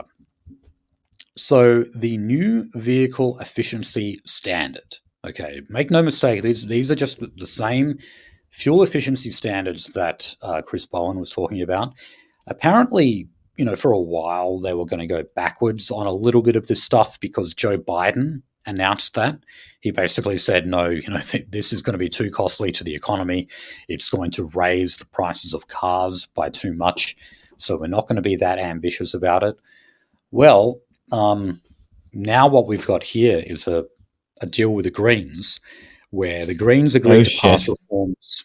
These reforms were to do with taxes on offshore gas, right? Because, the Labor Party has backtracked a little bit in terms of gas policy. They do want more gas to be used in the transition to green energy. So, moving from coal to green energy, we use gas as a transition point. The Greens did not like that. However, they were saying, all right, we'll give you these tax reforms on offshore gas if you basically go back to the same fuel efficiency standards that you had proposed before. And that's what we've got. You see what happens when you negotiate with the Greens? So, even though you might get your that shit pushed in small, by faggotry. tradies might get that tiny, tiny discount on a new ute, it's going to mean fucking nothing once these laws come into play. It's effectively a tax. I'm gonna go drive my ute off a cliff. These fucking things come into play. Like, financial penalties are applied to a car manufacturer for producing fuel inefficient cars, and every year that standard gets stricter. And that means that fossil fuel cars will get more expensive each year. And, supposedly that's to incentivize us to drive electric vehicles. All right, a little bit of a white pill. New coal and gas projects in Australia can be approved without taking into account the environmental impact of emissions. Now, this was another court case that was brought against the Environment Minister, Tanya Plibersek. She basically argued that, no, there's already enough red tape or green tape in the way here. Before, any of these projects, whether it's a mine, whether it's, a gas project, a coal project, whatever it might be, rest assured that it takes years to actually get the proper approval to get one of these things going. And one of the ways they're able to stall it is to, this formal process of taking into account the environmental impact on emissions. Well, apparently you don't have to do that anymore. So this was taken to court. The mining companies and Plibersek won on that point. It was appealed, and they've actually won again. So good. Easy. So it basically just means that some of these projects will, get going after 3 years as opposed to, say, 5. It's a small improvement, but I guess it's better than nothing. Okay, let's now talk about the former Premier of Tasmania, William Crowther. So this is the guy who supposedly stole the last ever full-blooded Aboriginal skull. Still in contention as to whether or not he did that, whether or not he removed that head from that body. Whether it was actually consensual or not, because he did actually even document treatment for him. Yeah, that's right. And this was back in the day. This is where I learned that barbers actually did minor surgeries. Were surgeons, yes. Yeah, that was amazing when I read that. I had no idea. Blue, red, and white. The ribbon color out the front. Yes, that's the point of the entire thing was saying you had ribbons saying oh yes, we can do this here, we can do this here, and we can do this here, and that was a part of a guild. And eventually, the surgery part of barbers were drawn into medical schools. Yeah, it was really interesting when I was reading all this stuff. Makes Tasmanian history more appealing. It is. But yeah, it does, actually. William Crowther, there has been a long-standing statue of him. And of course, considering the fact he is accused of this awful crime, there have been calls for a long, long time for that statue to be removed. Well, we were actually going to get it anyway because the relevant council involved voted to take it down. Unfortunately, the council is full of Aboriginal activists. A lot of people calling themselves Aboriginal when they have 1/16 in their bloodline, or sometimes they're just a full Bruce Pascoe. Nonetheless, they did vote to have it taken down. Well, someone got to it earlier. They actually severed the statue at its feet, knocked it over, and also spray painted the words "What comes around." So I suppose that meant what comes around goes around. Like, you get your just desserts. Okay, so you didn't sever it at his head? You didn't, like, take the effort to, like, fucking climb up and use your hacksaw then? Yeah, because I mean, that would have been a lot, like, symbolically, that would have been Yeah, stronger. like, dude, if you're gonna be a fucking retard fucking faggot activist. Sorry. What's that word? Yeah. I was gonna say, like, if you're gonna be like an activist like that, actually make it symbolic. Like, really, like when we do fucking like front activism like that, we make it an art form. And you piss on our art form. Yeah. It would also be like that episode of The Simpsons too, where he cut off the head of what was his name? Jebediah Springfield. Jebediah Springfield, that's it. So the kind of fictional founder of the place, yeah. That's real early Simpsons. That's like season 1, I believe. Where he does Yeah, that. that's early old 19 noughties. That's early 89. noughties. No. Yeah. The first season of The Simpsons, man, was 1989. You have no idea how old The Simpsons are. Simpsons is really fucking old now, and it should have ended a long time ago. Jesus Christ, they started airing when I was playing with Duplo. Yeah, but I mean, Channel 10 used to always repeat them, so like everyone got to see them. Yeah. But anyway, the cops are still investigating the incident. Last I read on this, they haven't found anyone yet. Dare I say, though, they're not putting all that many resources into it. I don't think that they're as motivated to, find the perpetrators of this crime as they are a lot of other things. Okay, let's move on to housing. We've got, these are more sort of anecdotes here rather than news or policy on housing. The Prime Minister, Albo, you may be surprised to know, or maybe not, that he does actually own a number of properties.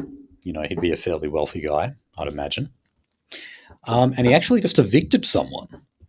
So the guy living there, this is in Sydney, Jim Flanagan, he's lived in the property owned by Albo for 4 years, and he just received a termination letter last week saying that the property is going to be sold. So Albo has said that he's done nothing wrong here. And of course, legally speaking, he definitely hasn't. He's got every right to. He's letting him serve out the remainder of his lease. He's given him ample warning of it. So, he hasn't broken any laws. You just got to wonder about the optics of it. That's all. Now, Albanese is also making the point that despite the fact rent prices have obviously been going up a lot recently, he only made very marginal increases on this guy's rent. So, I guess he had been thinking about the optics a little bit, but now he's just evicting the guy altogether, which, doesn't look too good. No. Now, I still like to see the Guardian fucking pull that out. The Guardian of all people. Also, not all people, all fucking articles pull that out. The Guardian. Oh yes, Anthony Albanese is now evicting one of his fucking tenants. It's so fucking. Oh god. Yeah. It would be funny. It'd be something that we would actually make a point out of if we weren't in such a shit situation. All right. Well, look, the next story. This is on the Labor MP Andrew Charlton. I believe he's just a backbencher. He's a member for Parramatta. So he was asked about, remember we mentioned the $300 energy rebate that all households are entitled to? I mentioned that simply applies to each house. So the question was asked if the 5 properties that he owns would each individually be entitled to that $300 rebate. So, in response to Sky News, asking this question, Mr. Charlton said that for each house where the house is tenanted and the tenant is paying the energy bill, the tenant is eligible for that rebate. Where a house is owned by an individual, that individual is eligible for the rebate. So there you go. Now, what was amazing though with this, as I said, he actually owns 5 properties. But remember, this guy is a backbencher, the member for Parramatta. He recently acquired a $12 million beach house in Palm Beach. How the fuck did he afford that? $12 million. Well, I guess someone will find out, won't we? A lowly backbencher from the Labor Party owns a $12 million property in Palm Beach. That is incredible. I got to read later like what this guy did before he got into Parliament. He must have been in business to have money like that. Okay, so if he was in business, why the fuck is he in Labour? Okay, so the Northern Territory has just passed, I guess what you could say, well, the ABC is certainly labelling this controversial new curfew laws. So, as we know, we have had a number of curfews. Well, it was really just one curfew that was extended for a while in Alice Springs due to the out-of-control violence, mainly driven by, of course, Aboriginal youths. And it was a success, though. It did result in a lot of kids getting sent home or arrested, whatever it might have been.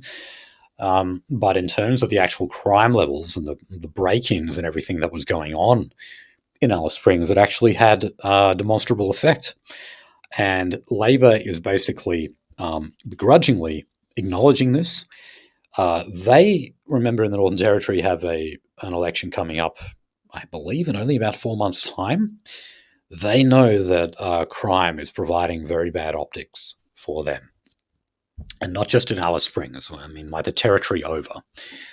So these changes that just passed, they allow the police commissioner to declare a snap 3-day curfew over areas of the Northern Territory if there is a case of public disorder. The police minister cannot override the commissioner. Okay, so the actual sitting minister of the government cannot actually then say to the commissioner, no, we're not doing that. So that's quite extraordinary. Any curfew can only be extended for a further 7 days, and only if the police minister approves. So there you go. They still have to approve the extension. The curfew also temporarily suspends the Northern Territory Anti-Discrimination Act, allowing the police commissioner to impose curfews on people of certain ages. So you can discriminate on age. Oh, but then here's the disappointing part. Curfews cannot be made over Aboriginal land, which cover a significant portion of the Northern Territory. Oh, shit. So basically they are completely and utterly fucking useless. Well, no, because, I mean, for example... when it comes to taverns and pubs and etc. and gas stations. Yeah, like they can impose it, say, on Alice Springs, where there's still a very high Aboriginal population. But if you're talking about, like, you know, what we refer to as a remote Aboriginal community, yes, they can't impose the curfew there. Which, yeah, I agree. They should be allowed to do that as well. But I honestly think that one of the reasons why they're not doing that, man, they just don't have the resources to do it. Imagine how much police power that they need and that they just do not have in the Northern Territory, you know? I mean, because they're flying people in from all over the country, all over the world. Like, you know, we have a general shortage of cops in Australia generally, which is why so often when you hear them, they've got like a Scottish or an English accent. At least I've noticed that. Oh, Jesus. I remember this one program to try and get fucking people from the Republic of Ireland here as like fucking police in Walpole.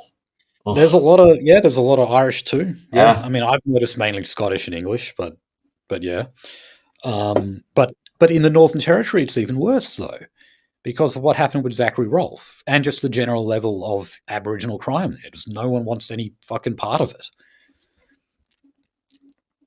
So yeah, they can't do it there. And, they have the benefit of private security who are able to say, tell these kids to go home as well and keep them off private premises too. All right. So on drugs, just a quick story. In the north of Australia, such as in Broome, there's increasing worry about the rate of discarded needles. So this, of course, goes hand in hand with the rise of methamphetamine use in Aboriginal communities. I guess that just means it's becoming more widely available. I suppose it must be getting cheaper as well if more Aboriginal people are using it. And as you can imagine, they're not exactly the most civically minded people, so they don't care to dispose of their syringes in safe ways. And they just kind of chuck them on the ground, and that has led to, things like kids stepping on them barefoot. So the WA Health Department is to provide single-use retractable needles in fit packs, and they're going to distribute them to people who use drugs.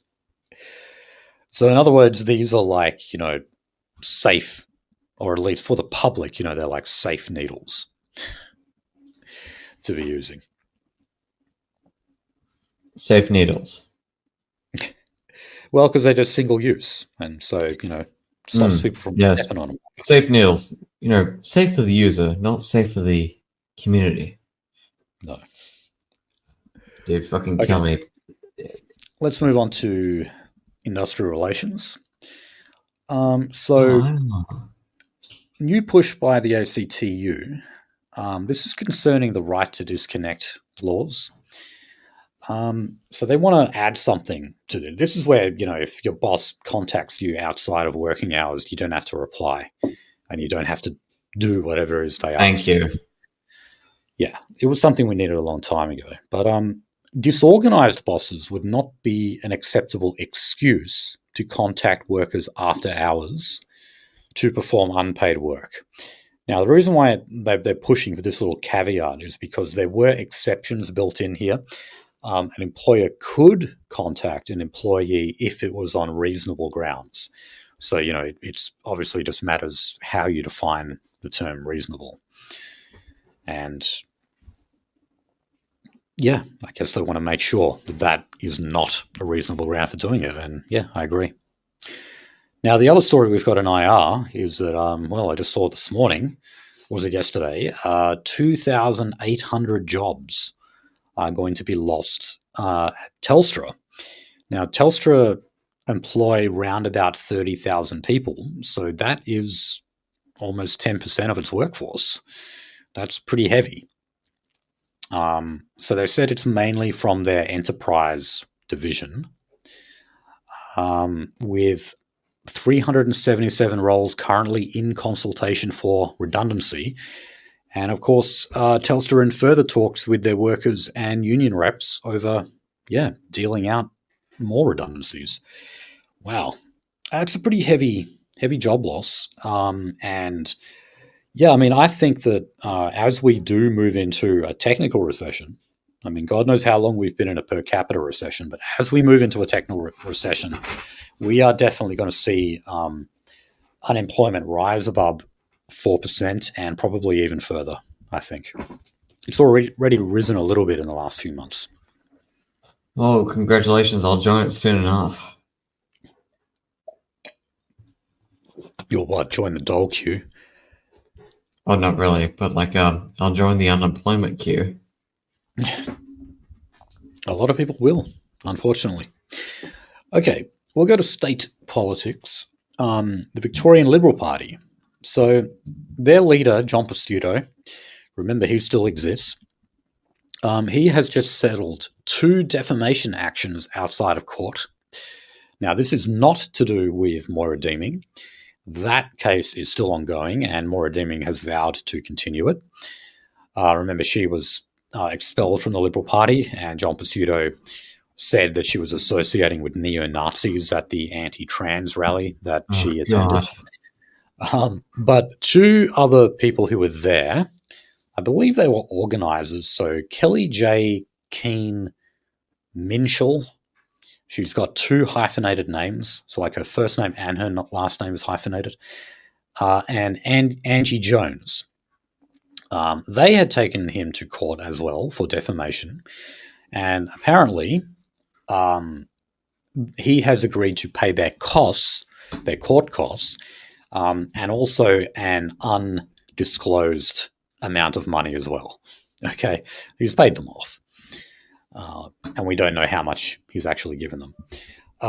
He also issued an apology at midnight on a Thursday on his website. So it was just a written statement apologizing to the 2 women in question, saying that he's sorry. So he did that, at the time where he thought basically as little people as possible would see it. And then when he was asked in a press conference if he would then go and make the apology again, he refused. He just kept referring to the statement that was on his website. He's like, okay, if you want to see it, go to the website, and that's it. I'm not going to be further emasculated by repeating the apology.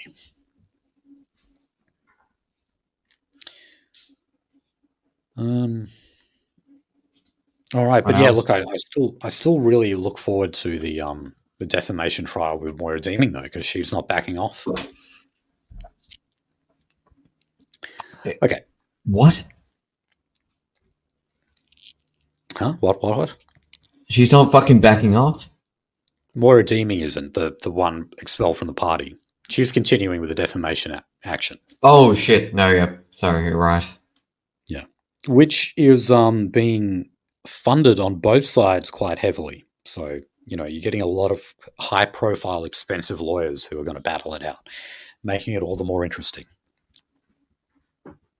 Okay.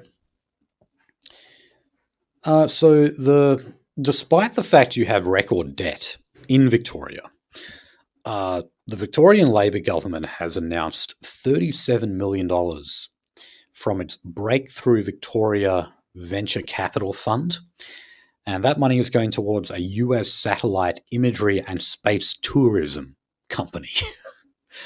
So, not just all the money they've got on the Belt and Road initiative, they're forking out another $37 on satellite imagery and space tourism. My God. Oh, God. Now, I think it's a bit much when we always attack Labor for the deficit spending. I don't think it's as bad as what, the Tories always make it out to be.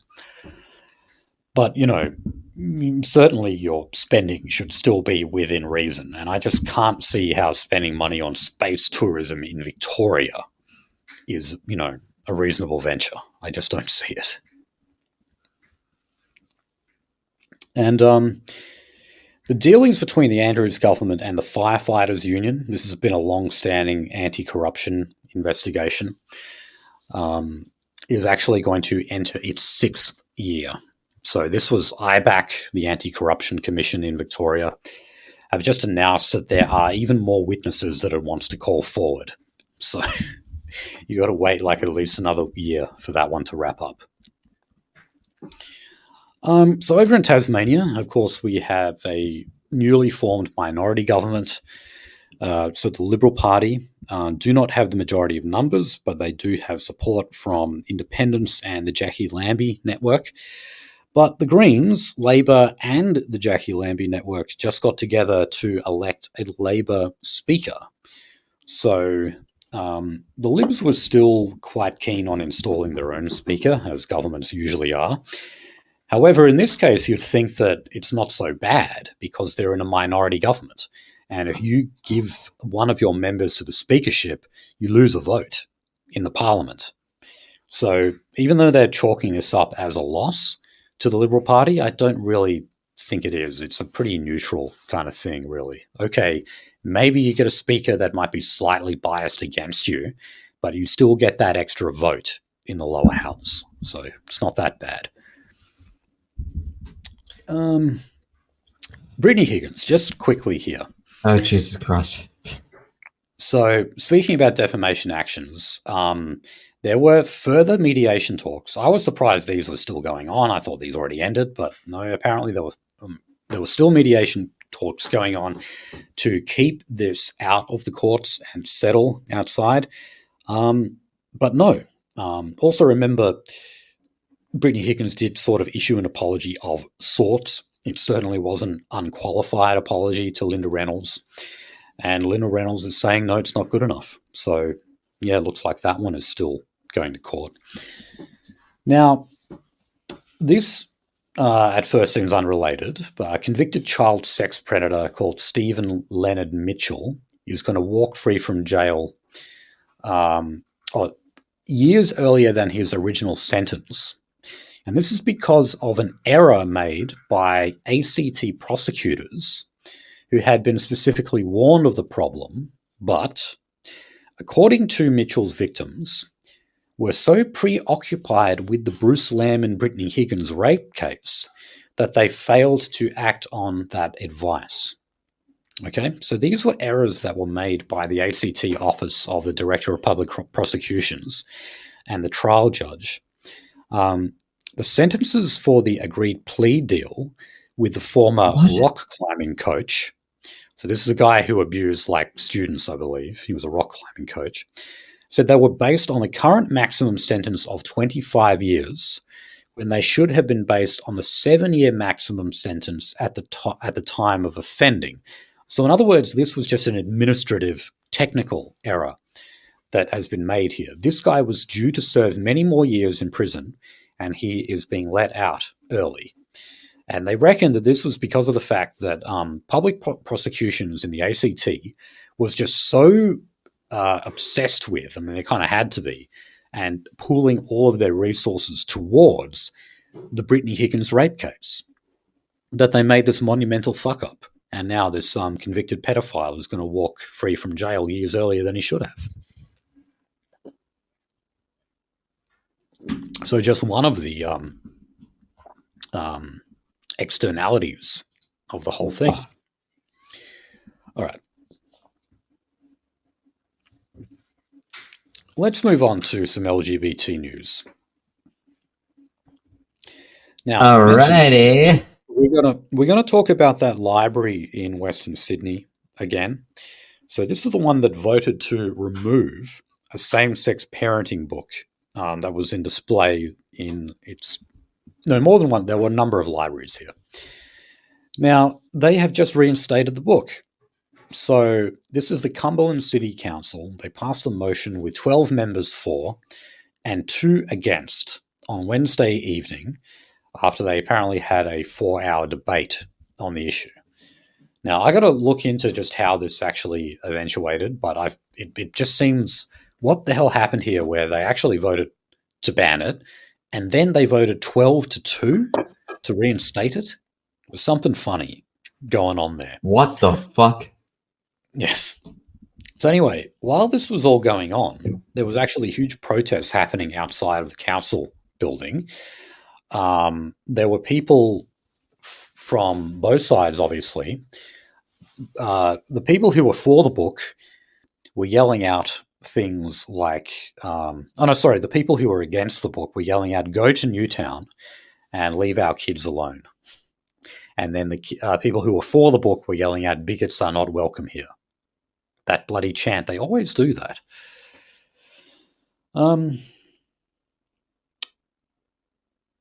So yeah, there was actually 6 police officers and 2 council security guards that were stationed inside the council chambers at the time. That is something very rare. Like really, all you've got usually at stuff like this is like 1 security guard, if one at all. Like sometimes there's just none. But it's interesting how an issue like this can really get people going, as it should, though. It really should. And, kind of like talking before about how we're getting more Muslims involved in politics here. I'd still rather they weren't. But the silver lining is they're pushing for some, socially conservative, common sense measures that just make sense. Like don't expose children to gay sex stuff. That should be common sense to anyone. Unfortunately, it's not. So, So it's a small silver lining, but in this case, it looks like the LGBT crowd has won. Somehow they managed to get a whole bunch of the council members on their side. And the book is going to be back on display. Okay. So we're still on gay stuff. So the recently endorsed member of the Liberal Party, what is this guy's name? I'm sorry, I keep forgetting this guy's name. It's Dr. Brough. He's a doctor from Albany, and he's currently a conservative councillor in Albany. Thomas Brough. Sorry, I keep forgetting his name. He has actually issued a qualified apology, I guess you'd say, for when he said that the plus in LGBT plus includes MAPs, minor attracted persons. And remember, this is what they call themselves. They call themselves MAPs. Yes. You can see it. They've freely tweeted about this themselves on Twitter before, talking about it. It's just when they're being honest. Look at the history of NAMBLA. They've always marched with the LGBT groups. Some of the more optics-wise groups will say, no, we don't want you to march with us. But they really don't have anything against them at the end of the day. Okay, so Dr. Brough made a statement saying, I acknowledge the way in which I approach this issue has caused distress for some people. I apologise for any hurt that has been caused. My desire is to be an effective and engaged advocate for the entire Albany community. I intend to get on with that task and earn the trust of local people. Okay, so he kind of just apologised for the way he said it.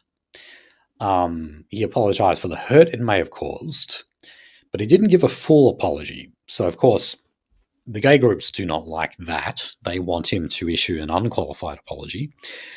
But at the very least, he's not doing that. The smalls will not be enough. Yeah. I'm glad that he hasn't, gotten fully on his knees here and capitulated. I still wish he hadn't have issued this apology, but, better than nothing. Okay, so the New South Wales state government is due to announce an official apology, and these were people who were convicted under the state's homosexuality laws that were in place all the way up to 1984.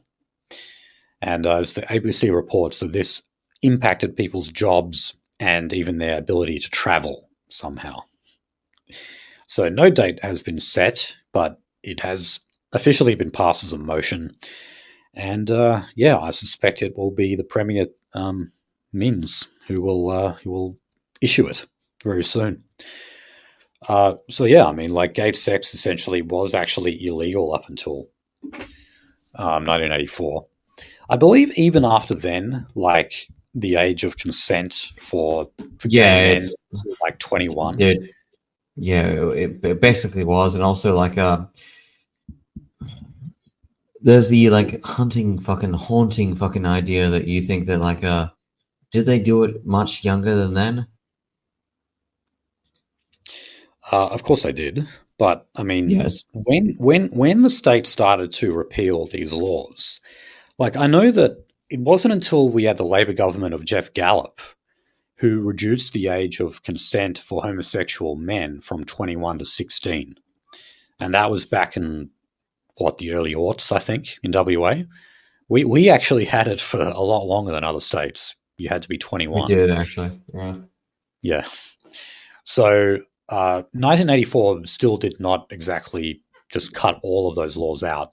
They still had a higher age of consent. Yeah. Again, better than nothing, but yeah, now it's 16 like all the rest. But in WA, if you're aged between 13 and 15, it's probably similar in other states, but I know here, say if you are 13 and you have sex with someone who is 2 years older than you, who is 15, that's legal.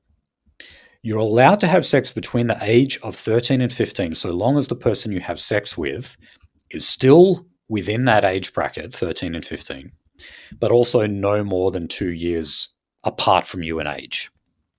That is legal. What? Yeah, so like 13-year-olds having sex is legal, for example. A lot of people don't know that. But when Jeff Gallup reformed those laws, that was part of it. It just happened to be a part of it that was not spoken about very much.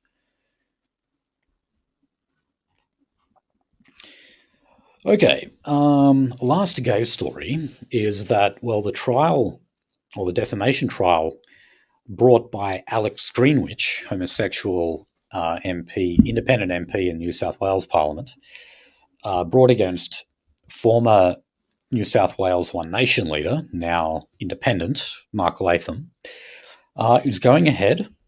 We had the first day of that trial just recently. The court heard that Mark Latham targeted Alex Greenwich on social media by focusing on his sexuality and went as low as possible with his tweet.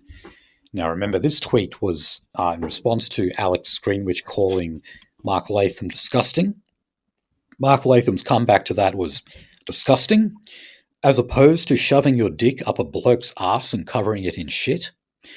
I'm sorry for being so vulgar, but yes. The ABC will not actually print that. No, they weren't. That was probably the best fucking comeback in the entirety of Australian politics, but guess what? It's illegal.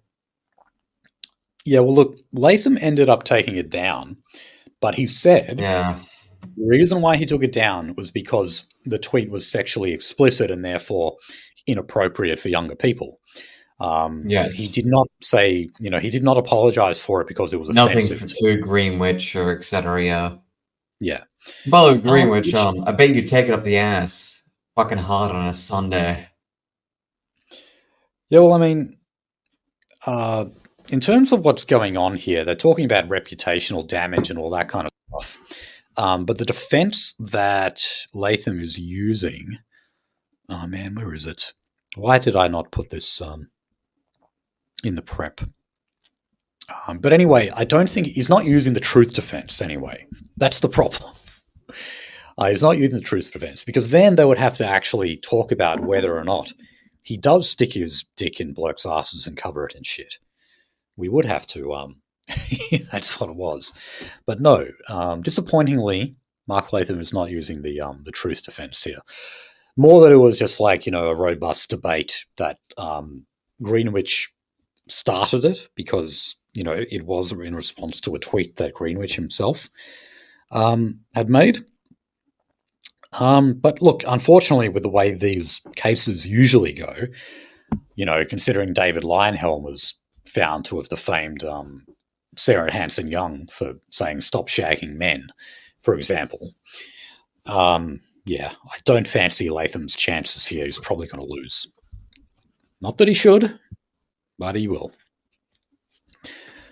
All right, and lastly, not so much of a story. This was just something, it was more of an opinion piece in the ABC that caught my eye. It was about Australia's population. And recently, believe it or not, Jim Chalmers was saying that he wants Australian women to have more babies. John Howard also, in that interview we were just discussing before about religious schools, in the same interview, I believe he said that the government should reintroduce the baby bonus. Well, the ABC went and published this article. Well, here's the headline: why it would take more than money to make Australian women consider having children for the country. So it's basically talking about the increase of women in the workforce and designing their lives not around childbirth and raising a family. And one of the women that they profile in it is Tanya Williams, and she is a child-free advocate. And she says that young people are concerned about the state of the world and are shifting away from having children. Okay, so when they talk about this kind of shit, I mean, I don't think she really believes in it, But this is No, this idea that the more children we have, the more harm to the environment that we're causing. But what does that actually only mean in the end? For starters, it's only white people who take in that kind of shit and actually believe, yeah, I should be deliberately barren and child-free to prevent climate change. I've Other got like people, a high IQ. I should look at like my environment and see how my environment's faring, and gauge or like reduce my behavior in accordance to my environment. No, not really at no, all. but then actually, what is the effect of that? Well, we end up with a negative birth rate or a negative fertility rate in the country.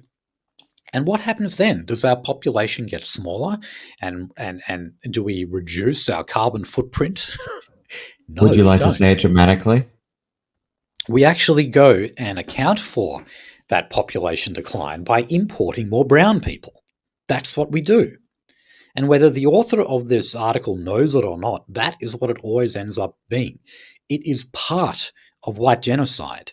When we put out these anti-natalist messages and we tell women to think about their careers and climate change ahead of raising a family, it is a form of promoting white genocide.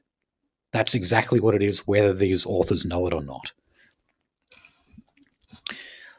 All right. Well, on that note, we will leave it, guys.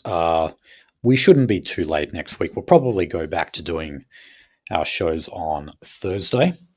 Oh, look at that. A bit of a shorter episode than what we used to of late, just over 2 hours. So, yeah, thank you for listening to episode 218, and we'll see you next time.